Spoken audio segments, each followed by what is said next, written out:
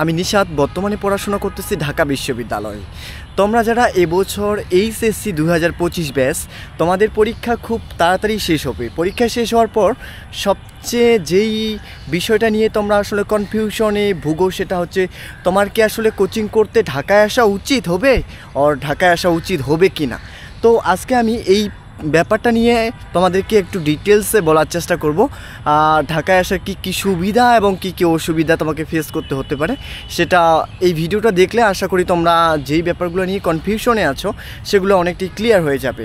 তো ঢাকায় কোচিং করতে আসলে প্রথম যে সমস্যাটা হয় সেটা হচ্ছে তোমার থাকা খাওয়া, এবং তুমি যদি আসলে মিডিল ক্লাস ফ্যামিলি বা নিম্ন মধ্যবিত্ত পরিবার থেকে উঠে আসো তাহলে কিন্তু তোমার জন্য ঢাকায় এসে সারভাইভ করাটা একটু অনেকটাই ডিফিকাল্ট হয়ে যায়। কারণ তুমি তখন এরকমটাও ফেস করতে পারো যে তুমি তোমার পড়াশোনা করবা না টাকা ম্যানেজ করবা, এটা নিয়েও অনেক টেনশন পড়ে যায়, আর যার কারণে হচ্ছে তারা পড়াশোনা ঠিকভাবে কন্টিনিউ করতে পারে না। তো ঢাকায় শুরুতে সাপোজ তুমি কোচিং করার জন্য ফার্মগেটে চলে আসছো। ঢাকার মধ্যে কোচিং সবচেয়ে বেশি থাকে ফার্মগেটে। তো ওই জায়গায় তুমি যদি কোচিং করতে আসো ওই জায়গায় কিছু অসুবিধার দিক হচ্ছে, যেমন ওইখানে তোমার যেহেতু তুমি আসলে জেলা শহর বা গ্রাম থেকে আসবা ঢাকায় কোচিং করার জন্য, তো শুরুতেই যে ব্যাপারগুলো তোমার একটু ফেস করতে হতে পারে সেটা হচ্ছে এখানে পানির সমস্যা, তারপরে হচ্ছে খাবারের সমস্যা, এই ব্যাপারগুলো তোমার ফেস করতে হতে পারে। আর ওইখানে যে মেসগুলা বা হোস্টেলগুলো সেগুলোর অবস্থা অনেকটাই খারাপ, এবং ওইখানে যারা ব্যবসায়ী মানে যারা হোটেল বিজনেস করে বা মেস ভাড়া দেয় ওইরকম মানুষজন আসলে অনেকটাই খারাপ। কারণ তো তারা তোমার কাছ থেকে তোমার সাথে অনেক খারাপ ব্যবহারও করতে পারে। আমার অনেককেই দেখেছি যে আমার পরিচিত অনেক মানুষ ওই জায়গায় কোচিং করে আসার সময় যেই ব্যাপারগুলো ফেস করছে, তাদের হচ্ছে ভাড়া তো অগ্রিম দিতে হয় 2-3 মাসের, দেন আরেকটা কন্ট্যাক্ট করতে হয় যে এত মাস থাকতে হবে, এবং সারার আগে ওগুলো নিয়ে অনেক ঝামেলা করে। তো এই ব্যাপারগুলো তোমার ওই জায়গাটায় ফেস করতে হবে, কারণ তুমি যেহেতু নতুন করে ঢাকায় আসবা, নতুন করে ঢাকায় এসে তোমাকে এখানে সেটেল হওয়া, দেন তুমি তোমার মেন্টালি প্রিপেয়ার করে নিজেকে ভর্তি প্রস্তুতির জন্য আসলে তুমি নিজেকে রেডি করবা। এটা হচ্ছে তোমার খারাপ দিক, ঢাকায় কোচিং করতে আসার খারাপ দিক। আর যারা নিম্ন মধ্যবিত্ত পরিবার বা মধ্যবিত্ত তাদের ক্ষেত্রে এই যে আর্থিক যে ব্যাপারটা সেটা কিন্তু একটু কঠিন হয়ে যায়। আর যাদের আসলে সামর্থ্য আছে তাদের ক্ষেত্রে ব্যাপারটা খুব বেশি বড় মনে হবে না, বা যাদের একটু এরকম সমস্যা আছে, বেশিরভাগই তো আসলে এরকমই হয়, তো তারা চাইলে তোমরা এটাকে অ্যাভয়েড করতে পারো।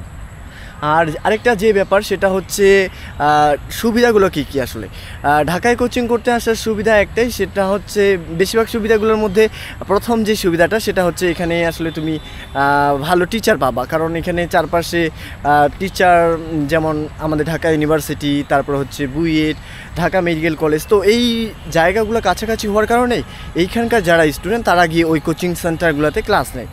তো এই জন্য তুমি টিচারের দিক দিয়ে অন্তত অন্যান্য এলাকাগুলোর থেকে এখানে একটু ভালো টিচার পাবা, আর এটা হচ্ছে সুবিধা। আর এখান থেকে যেহেতু তুমি সব কিছু কাছাকাছি পেয়ে যাবা, যার কারণে তুমি হয়তো এখানকার চারপাশে যে পরিবেশ, আবহাওয়া, মানুষজন, এদের সাথে খাপ খাইয়ে নেওয়ার ক্ষেত্রে তুমি এটা একটু ভালো হেল্প করবে। তো আমি যেটা তোমাদেরকে রেকমেন্ড করব, যাদের আসলে আর্থিক সামর্থ্য আছে তারা ঢাকায় আসবা, আর যাদের আর্থিক সামর্থ্য সমস্যা বা এরকম টাইপের তারা বাসা থেকে বা জেলা শহরগুলো থেকেই ট্রাই করো। কারণ যেখান থেকেই তুমি ট্রাই করো না কেন, তুমি যদি ভালো করে পড়ো সব জায়গা থেকে আসলে ভর্তি পরীক্ষায় ভালো করা সম্ভব। আর এখন যেহেতু অনলাইনের যুগে এসে তুমি যদি মনে করো যে তোমার আসলে ঢাকায় আসতেই হবে, না হলে আসলে তোমার চান্স হবে না, তাহলে এটা আমি বলবো একটা ভগাস কনসেপ্ট। কারণ ঢাকায় না এসেও অনেকেই আসলে ভালো জায়গায় চান্স পাচ্ছে, এবং প্রত্যেক বছরই সেটা হয়। তো যারা ভাবতেছো যে ঢাকায় আসবা কিনা, তোমরা ঢাকায় আসার আগে এই ব্যাপারগুলো একটু খেয়াল রাখবা। আর ঢাকায় খরচ কেমন হতে পারে সেটা যদি বলি, তোমাদের একটা কোচিংয়ে ভর্তি হওয়ার জন্য মিনিমাম কোচিং সেন্টারগুলো যেরকমভাবে চার্জ করে সেটা হতে পারে 15 থেকে 20 হাজার বা 25 হাজার পর্যন্ত চলে যেতে পারে। জাস্ট কোচিং সেন্টারে তোমাকে এই ফিটা দিতে হবে। অ্যান্ড তারপরে হচ্ছে তোমার এই থাকা খাওয়া এগুলো মিলে সব কিছু মিলে প্রত্যেক মাসে প্রায় মিনিমাম 7,000 টাকা যাবে। কারণ তোমার মেস ভাড়া বা থাকা খাওয়া বাবদ 7,000 টাকা তোমাকে ধরে রাখতেই হবে, এর থেকে বেশিও যেতে পারে। তুমি যদি এখন যেখানে আসলে কোচিং সেন্টারগুলো বেশি ওই এলাকাগুলোতে থাকতে চাও, সেখানে কিন্তু তোমার আসলে ফিটা একটু বেশি পরিশোধ করতে হবে।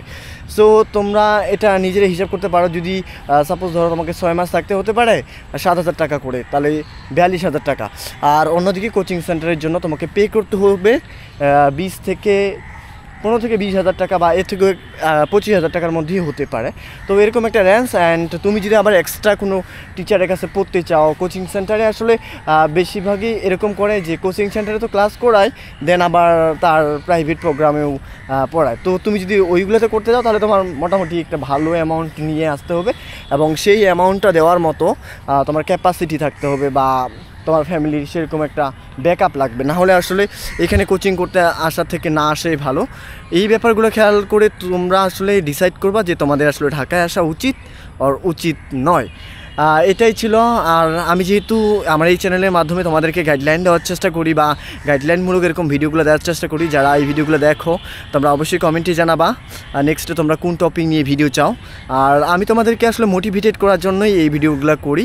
আশা করি তোমাদের এই ভিডিওগুলো ভালোই লাগে এবং তোমরা এটা ভালোই এনজয় করো এবং তোমাদের পড়াশোনার গতিকে আরও বাড়িয়ে দেয়। তো যারা এতক্ষণ পর্যন্ত আমার এই ভিডিওটি দেখছো, এখন পর্যন্ত চ্যানেলটিতে সাবস্ক্রাইব করে রাখো নি, অবশ্যই চ্যানেলটিতে সাবস্ক্রাইব করে রাখবা।